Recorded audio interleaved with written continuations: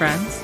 Welcome to the Mobile Monger Podcast, where we go behind the scenes in the cheese world to chat with the people making, selling, or distributing your favorite specialty food products.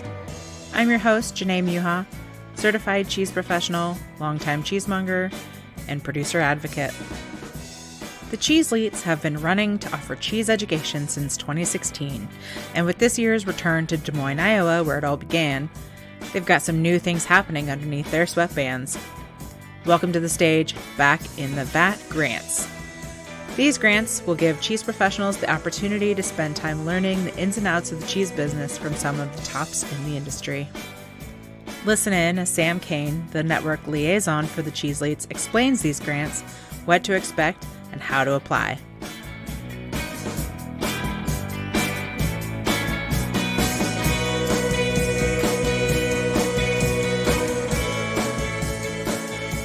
I'm Samantha Kane. You can call me Sam. That's totally fine.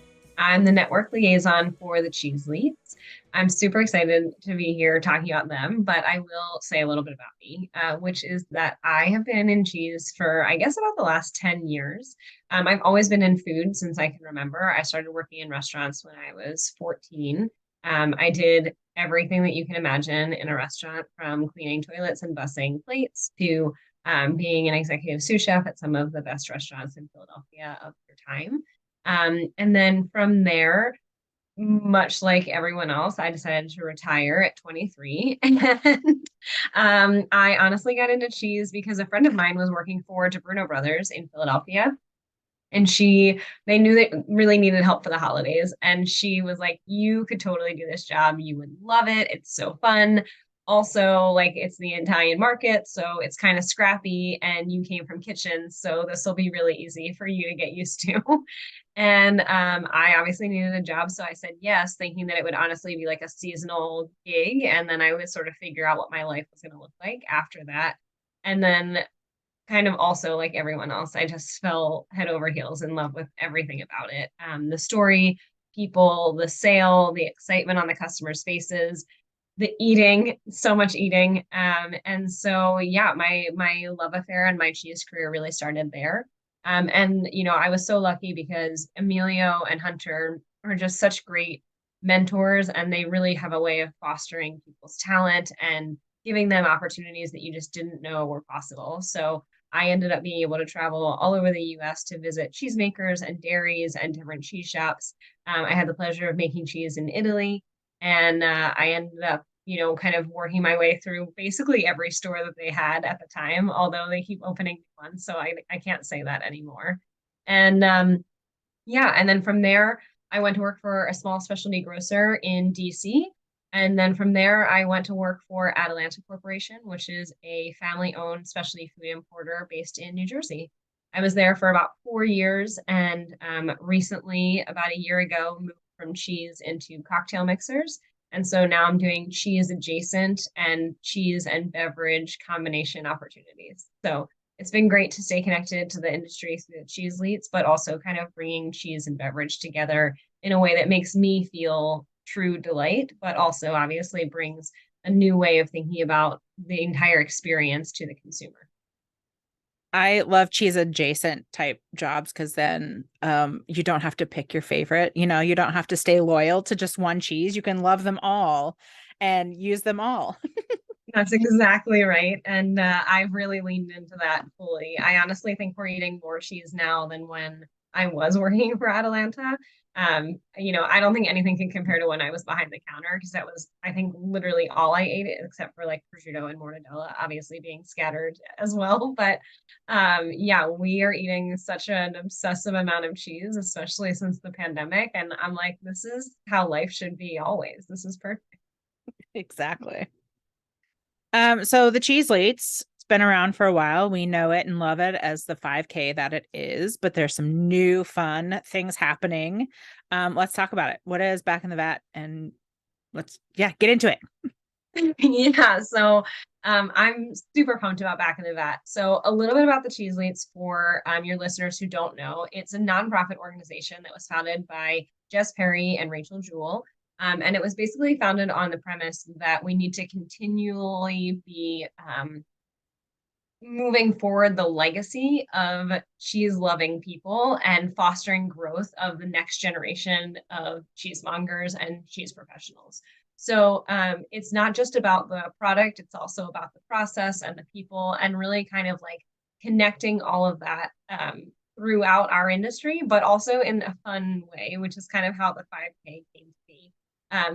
It was to raise money to do everything that they wanted to do for the nonprofit, but also to get people involved in a creative, fun, and wacky way, which is exactly what the industry loves and thrives on. So it's worked tremendously well. It's actually a very exciting year because the first 5K ever was in Des Moines, Iowa for ACS.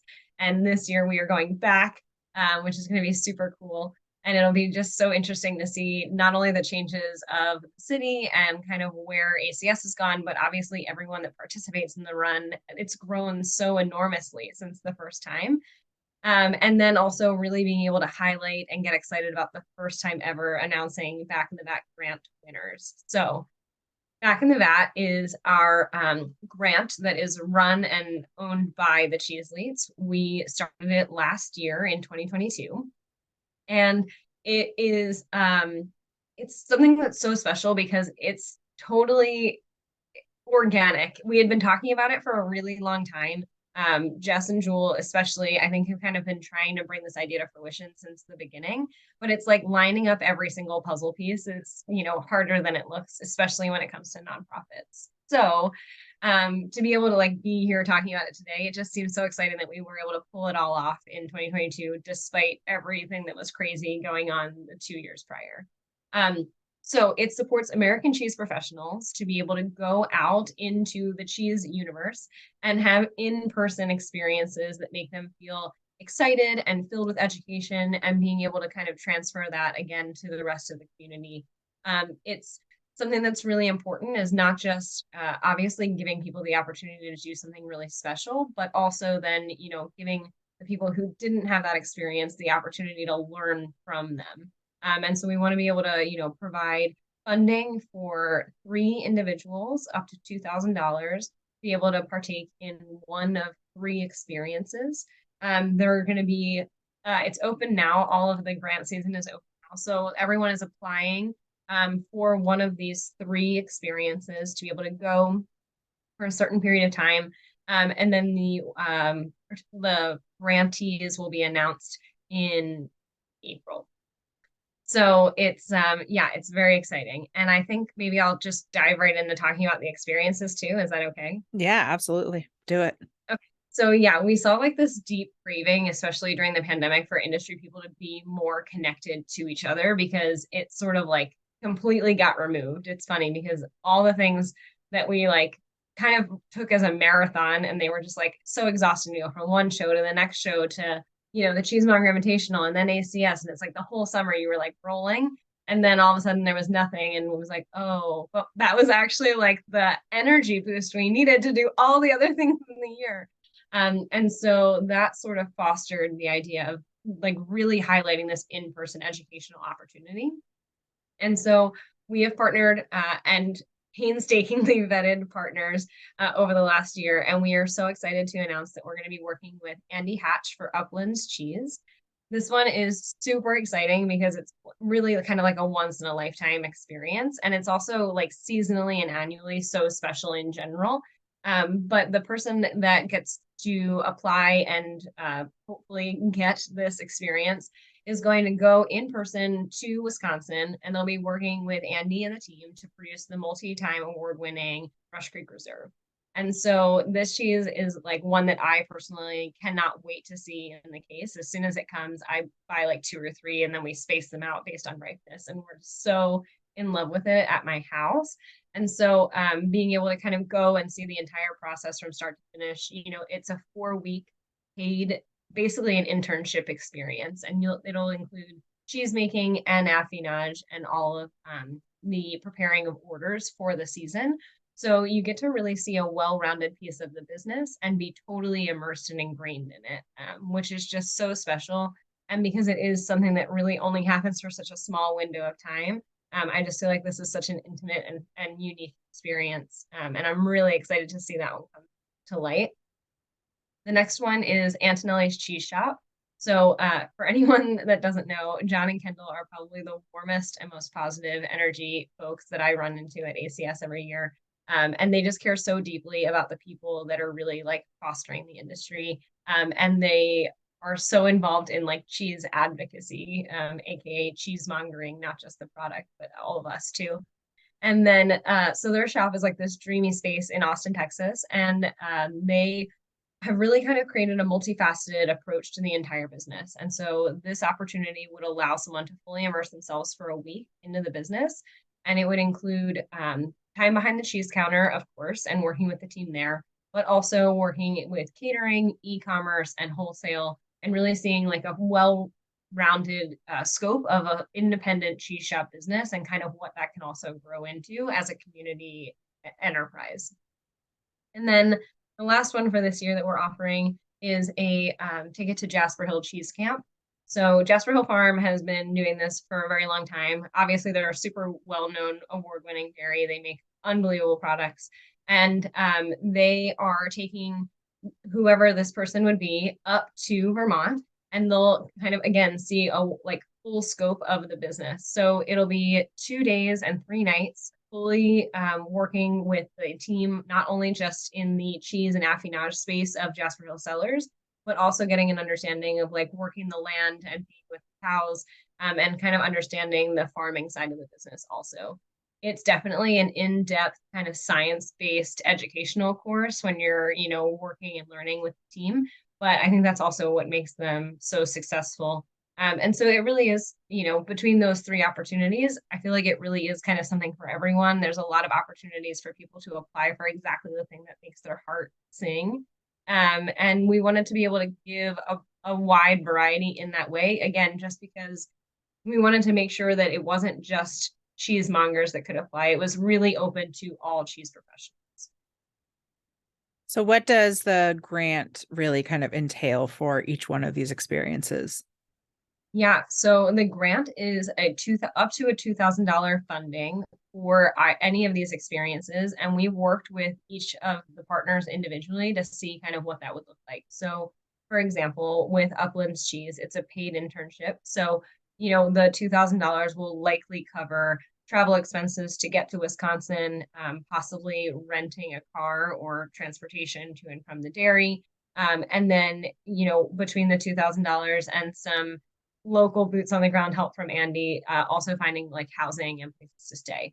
So, it's really meant to cover and offset all of the costs associated with being able to have this kind of experience. But there really isn't exact parameters or like a limit on how the funding can be spent. It's really just meant to allow it to be as easy as possible to get from point A to point B and have a tremendous time once you get That's awesome because I have been really fortunate in my life to be able to travel to all of these places and get to spend time to do these. But it's been because I don't work, behind the counter job anymore that I have the time and the ability to do it, but it's always at my own expense too. And I've been really fortunate for that. So this is such a cool opportunity for someone who maybe can't afford to do it or can't afford to take the time off to be able to go and experience something so wonderful. Yeah, absolutely. I mean, I feel like working in the food industry, it's already a space where finances can often be really tight. And it's obviously an industry that's filled with passion, which is what keeps us moving forward. I mean, I don't think that anyone necessarily gets into cheese because they think that they're going to be like rolling in dough, right? But um, in the same likeness, once the pandemic really came, all of those stressors and that tightness kind of became more amplified because shops were closing. There were less places for people to be able to kind of make the money that they were making. People were doing more online shopping and like not really going into those stores. And so kind of like less funding in general, just to do even kind of the baseline of what we were used to. And so again, kind of looking at what does the industry need and how can we really participate in positive action moving us forward, which is kind of what the Cheeseletes have always done, in like their versatility prior to the Back in the Vat grant as well. Just looking at the fact that it was like, okay, there's tons of people that want this opportunity, but it's even harder than it was before to get them there. So how do we help? And that was really sort of the catalyst to really drive the 2022 season of making sure that this got up and running. What did the vetting process look like for these experiences? I want to know like how you chose these three companies in particular and how that those conversations went in trying to get them on board. Yeah, absolutely. So there's actually a full application that was put together in tandem between the Cheeseletes and also with the nonprofit organization we partner with. Because obviously, being a nonprofit, there's a lot of sort of legalities that need to be met. And we are all cheese people. So some of those things are just out of our scope, right? So we put together a full application process of exactly what would be included, what the beneficiary would really gain from it, what the partner or sponsor would be gaining from having that person join the business or see the business, and what they anticipated that looking like in the community and industry beyond just that internship period. And yeah, it was a lot of just conversations. I mean, any business or anyone that is interested in being a partner with the Back in the Back grant, there is actually an application still open on our website because we do hope that this will sort of evolve and expand as the years go along. But the three that we chose this year, that vetting process really started with the application and then just conversations. I think it worked out so well because, everyone involved, Andy, John, and Kendall, and everyone at the Jasper Hill team, they have such a great vision that just aligns with what we were looking to do as well, which is to bring people back together, reconnect them to the process, the people, and the products that are most important in our industry, and then celebrate that.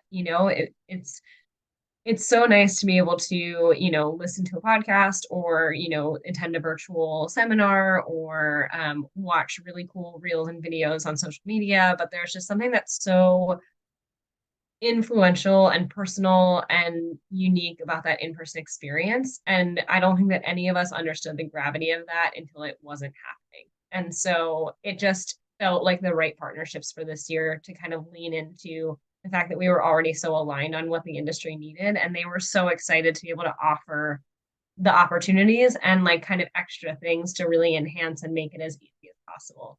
And all the things with exact detail of what's included for each of the three experiences is also on the website. So as the applicants are kind of going through, deciding which one maybe fits their needs the best or which one is most exciting to them, they can see exactly what's offered. Like, is there housing? Is there food provided? Is there transportation?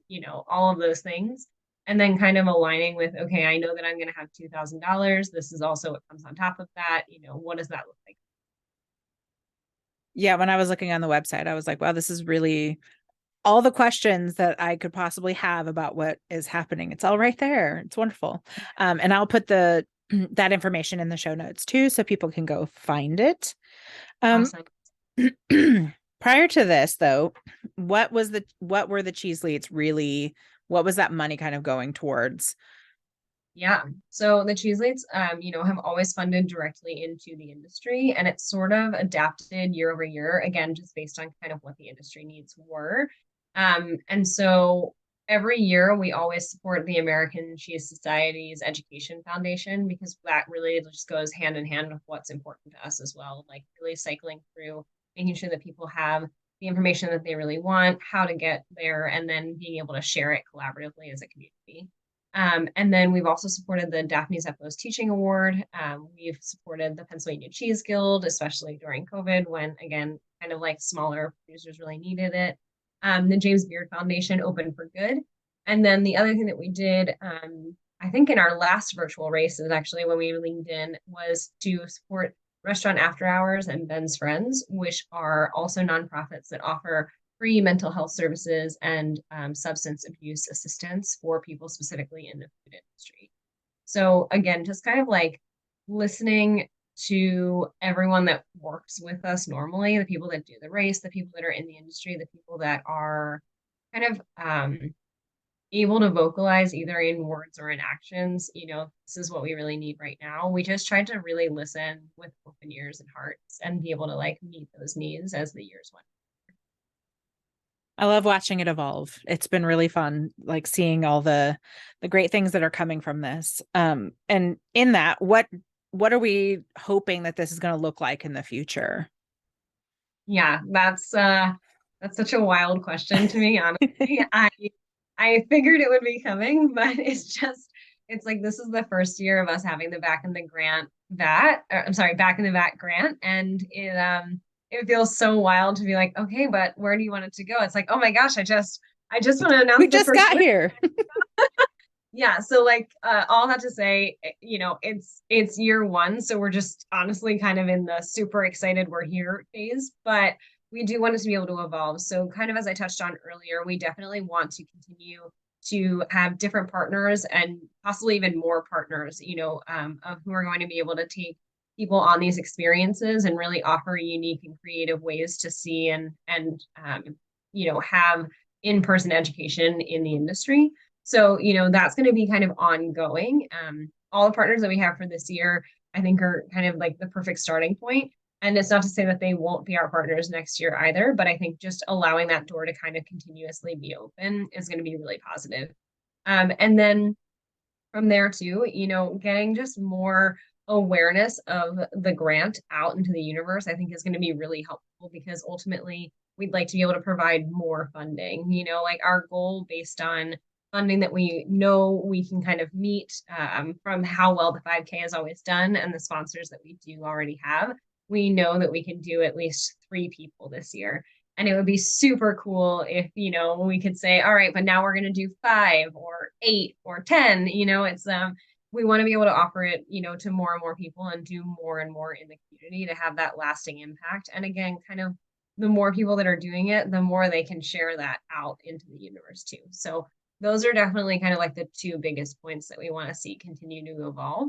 And then beyond that, similarly to how the Cheeseletes has always kind of listened and then pivoted, I think there's a lot of opportunity for, as we see needs throughout the industry in the next 5, 10, 15 years, being able to just use the back of the VAT grant to be able to meet those as well.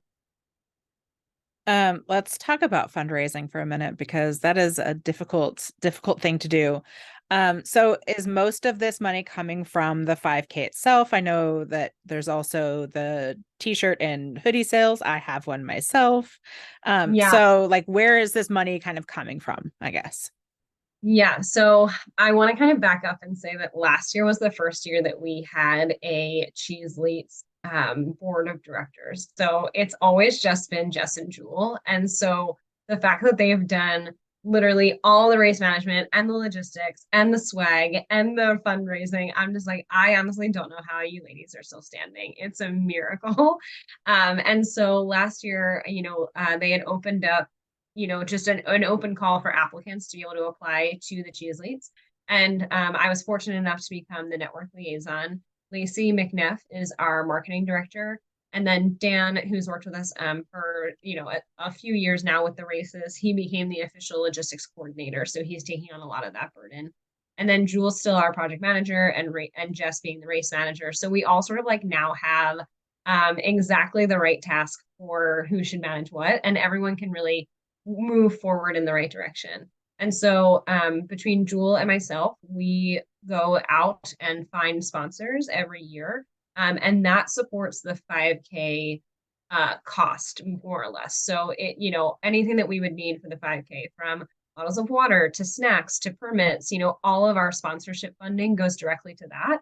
And then all the funding for Back in the Vat comes from the fundraising efforts that are like boots on the ground at the 5K. So anyone that participates in the run, makes a donation, buys a t-shirt, sunglasses, hoodies, anything like that, that is what is actually funding the Back of the Back grant. So it's a really important delineation for sure. We are so appreciative of our sponsors because with their contributions, we are able to put 100% of those proceeds right to the grant.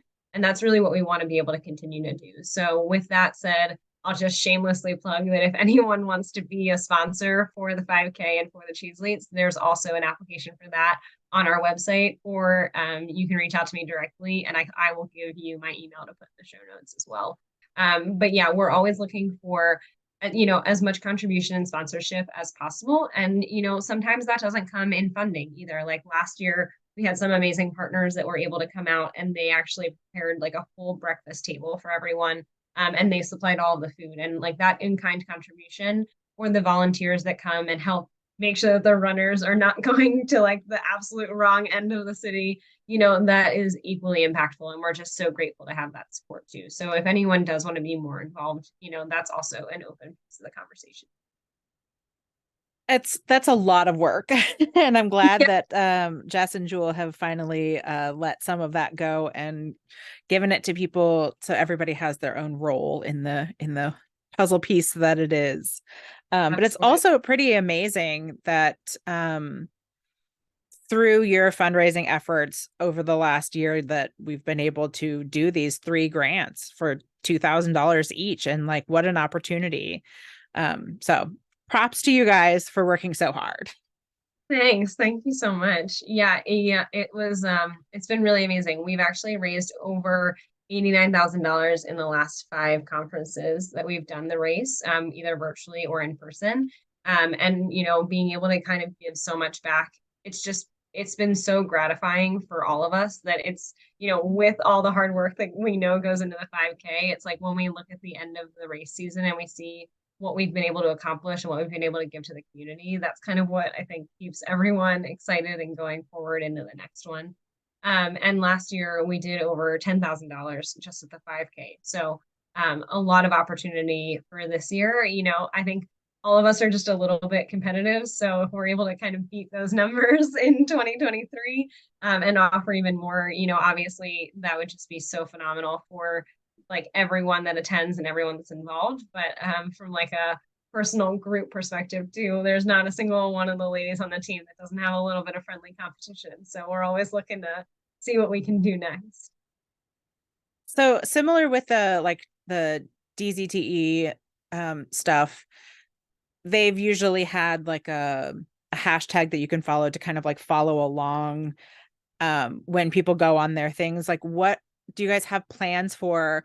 How are people going to be able to find out how these experiences affected the people who did them? Yeah, so last year when we launched the Back in the Vat grant, we used hashtag Back in the Vat and hashtag BITV. And I definitely feel like those are going to kind of continue forward. I know that Lacey has been working kind of tirelessly, just promoting the 3 experiences that we do have. And then once the grant season closes, she'll be really focusing on getting the messaging out about how they're going to be used, who the winner is, and sort of like following along on the journey. So definitely on social media would be the #1 platform to be able to like see photos, kind of have firsthand glance at everything that's going on from the process of choosing the grantees and then also, obviously their experience as that unfolds. But yeah, I mean, I think similarly to everything that we've done, it's really sort of a grassroots experience too. So anyone that wants to include us in their cheese education, their cheese fun, any of those things. And obviously the 5K, they can always tag the Cheeseletes in Instagram, or hashtag Cheeseletes 5K is another one, especially not only is Back in the Vat, the grant season kind of coming to a close, but then it will start, the Couch to 5K training almost immediately after. So it's going to be a kind of constant conversation about where we're going. Awesome. I really like the idea of, you know, people being able to see what people are gaining from these experiences so that next year when application season comes around, they can be like, oh, that person had this amazing time and I really want to be a part of that too. So Yeah, one of the questions for all the grantees as well is what they're going to do with the knowledge or experience that they gain through the Back in the Back grant. So we really do want to have an understanding, and when we're making the choice of who the grantee is going to be, we want to know how they want to be able to give back. That's such a huge piece of our mission. And similarly to what you said to the DCT, it just it's amazing to be able to offer that experience to someone, but then how do we translate that to being able to get everyone more involved? And so, yeah, that is one of the questions that's in the grantee application. And it's definitely a really big piece of the pie for us. I don't know exactly what it's going to look like. I think it's going to be creative and fun, which is what we want it to be. And that's also what these experiences in general are. They're kind of unique, out of the box, first ever, some of them, experiences that haven't been offered to the industry before. So yeah, I think that that's I think we'll see that evolve as we decide who the grantees will be and as the experiences unfold. But definitely, at baseline, you'll be seeing, images and understanding kind of how it's going as everyone's having their experiences. And then from there, I think it'll be a whole slew of opportunities from podcasts to events or, pairing dinners where people can really talk about and share their experience and be able to offer some perspective that's new to our industry. So let's talk about this year, 2023, in terms of the 5K. So we'll be Yeah. in Des Moines, which is really exciting. Get back to the roots. Back to the roots. So this is super fun. So we all found out as we were planning where the run was going to be in Des Moines and getting super excited about sort of, okay, we did the one and it was the first and it was great. How do we make this one even cooler, even bigger, even more rad? And we discovered that we are going to be near, I believe, the biggest skate park in the United States. We are like less than a block away. It is a stone's throw from the race starting line. And so we're really leaning into the fact that the skater boy era is still upon us, no matter what we do. And that maybe people are going to skate their 5K. Maybe Wedgie is going to be on a skateboard. Maybe we're just going to need to have some really cool props at this 5K in Des Moines. So that's a totally like adjacent piece for us that we are leaning into. We're super excited about it. I mean, we've always said that you can do your 5K dancing or skipping or biking. And, we want to be able to like lean in even further into this year. And it's like, all right, where's my deck from when I was 13? I'm pulling it out of the garage. And so, yeah, that is sort of the first really big, exciting piece of Des Moines. The second big exciting piece of Des Moines is that we had over 100 in-person runners show up last year, and we would really like to advance that number even further. And with the adjustment of the ACS schedule in general, we're going to be having the run on Friday instead of Saturday. So it'll still be the last day of the conference, as it's always been. It'll be, the early but not too early morning time that we sort of landed on to keep everyone pretty happy. And yeah, we're super excited about the course. We're still in like the fundraising and sponsorship phase, so we don't know exactly what that piece is going to look like yet. But I know that last year we had such amazing support, and I think this year is going to be. Will there be a virtual option again for those who can't join us in person? Absolutely. Yeah, we thought about that long and hard even last year, and it was just like, you know what, this is such a great opportunity for people to feel included, which is really what we want to be doing. So yes, there will always be a virtual option now. We've decided to keep it indefinitely. Because it's so fun. And there are prizes, not just for the in-person participants, but also for virtual participants for best backdrop and best costume, which can be won virtually or in person. And so, yeah, a lot of opportunity there. But yes, I think that the virtual option is here to stay. And then, of course, we will always have our swag. So don't know exactly what that's going to look like yet. Jules keeping it all like zipped up under wraps until it's finalized. But we always work with Malachi Egan. He's a phenomenal, local to me. I was going to say local, but this is going to be a national podcast, so not local. But he is also based right around Philadelphia, and he does absolutely phenomenal imagery, not just for cheats, but he's certainly well known throughout the industry. And he always does our designs for us. He's helped us to create Wedgie in all of his glory and such fun and entertaining backdrops throughout the years.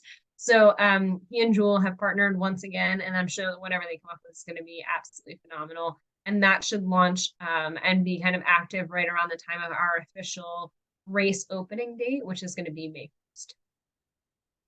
Awesome. All right, now give me the rundown of all of the places that people can find you. Where can they put their application in? Because, they want to go to Uplands for 4 weeks and go work side by side with Andy. So where can they do that? I want to do that too, honestly. Yes, okay, all the places. So I will start first with the deadline because this is important. So the grant application season closes on February 28th. That is very important because it's like basically a week away. And so we really want to make sure that anyone who's still interested in applying really does make the effort to do that. It is a easy application that's really meant for us to get to know you and what you want to gain from the experience. So it's not writing a huge long essay. It shouldn't feel anything like college. It should feel just as exciting as the experience itself. So the application season is open until February 28th. The applications can be found on our website, thecheeseletes.org. And there's also links both in our stories and in our bio on our Instagram at the Cheeseletes.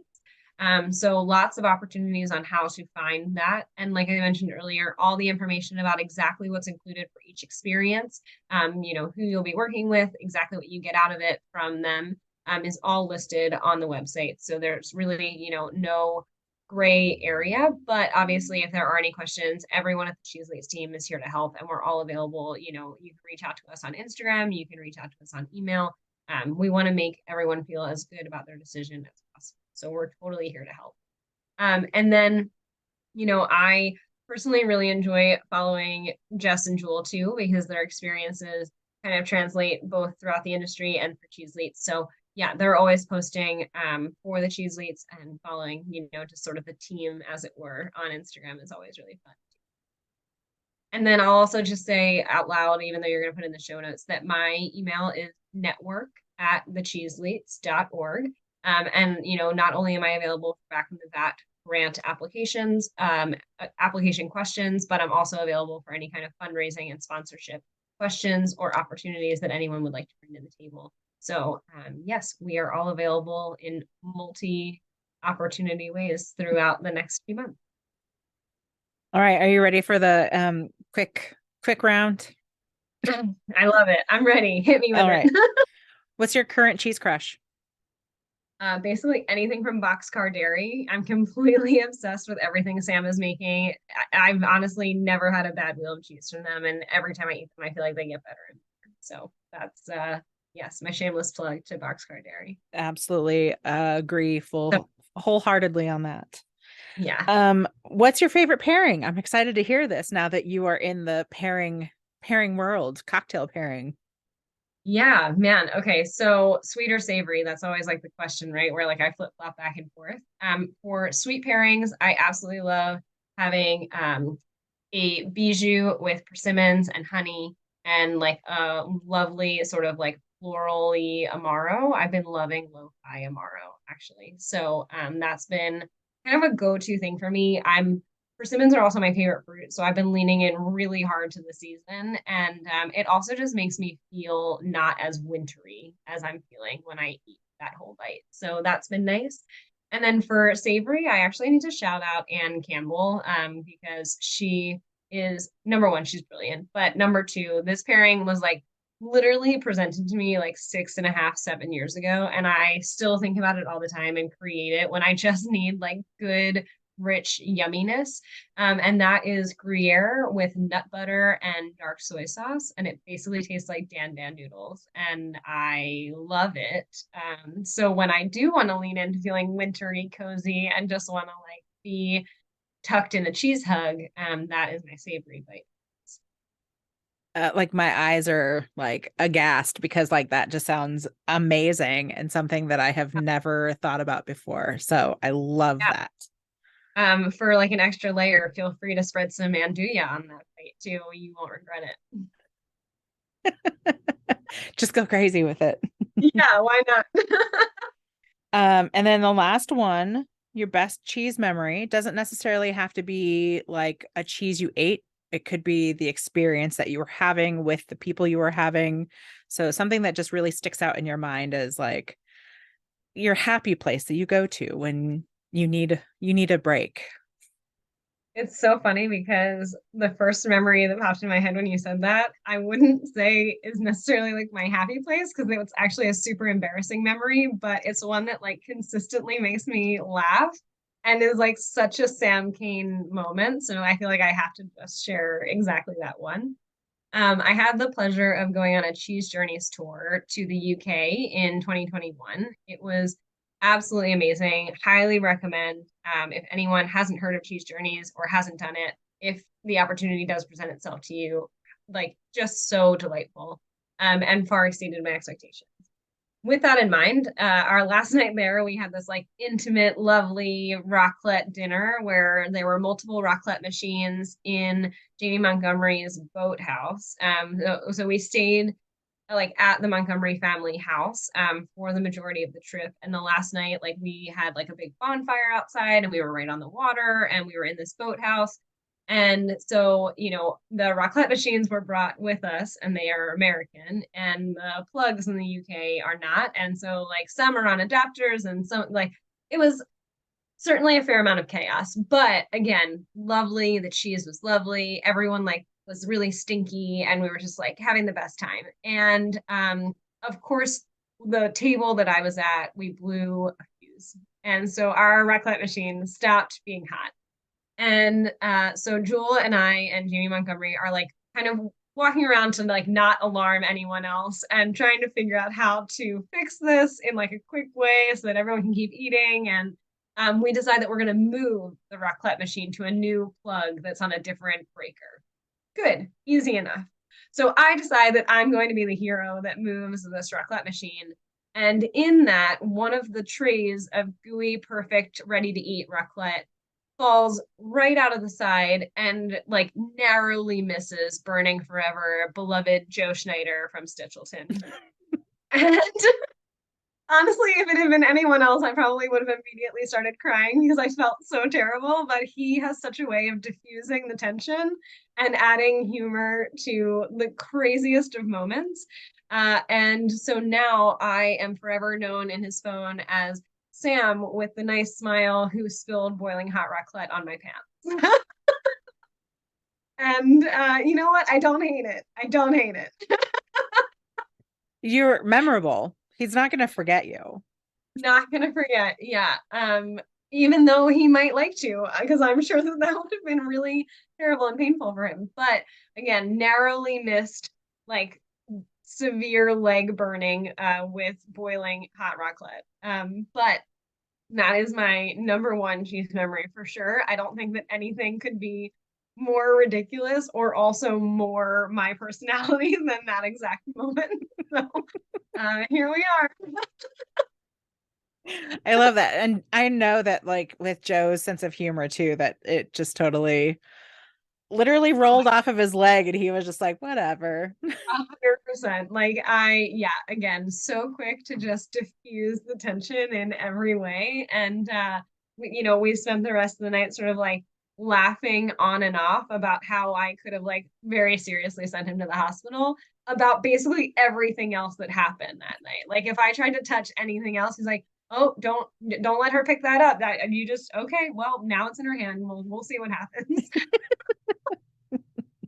So yeah, it was a great time, really good time. And I will also second that Cheese Journeys is an amazing thing to do. My husband and I went on the one in Holland in 2019, and it was so wonderful and so many fantastic memories from that entire trip that I couldn't even pick just one. So I like that you picked one that is kind of embarrassing, but you know what? If you know yourself. Exactly. And the trip was not embarrassing as a whole, I'd say. That was really, I think, the standing moment of feeling like completely mortified. But yeah, it really is such an amazing experience. And I feel like so many pieces are thought about and covered, and you're just so well taken care of. So yeah, it was very, very cool. And just a totally different way to see like again, highlighting cheese legends and like really being excited about the opportunity to talk to them one on one. And, even if you do almost send them to the hospital, it's so good. It's just honestly like a once in a lifetime experience. And I might have to get out some special insurance if you join the next another one. Yeah, So just for yeah. you. I think I'll stick to 5Ks for this year. Well, Sam, I'm really excited about Back in the Vat, and these grants I think are just going to really help people in our industry further their career and maintain this passion that we are trying to keep people excited about. So thanks for all the work that you've done on that, and thanks for joining me today. I'm excited for the future.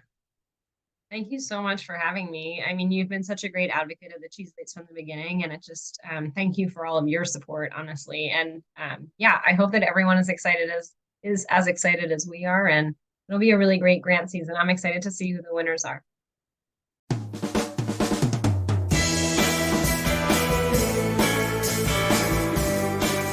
Fundraising is not an easy feat, and I just really want to give it up for these hardworking cheese peeps making dreams come true.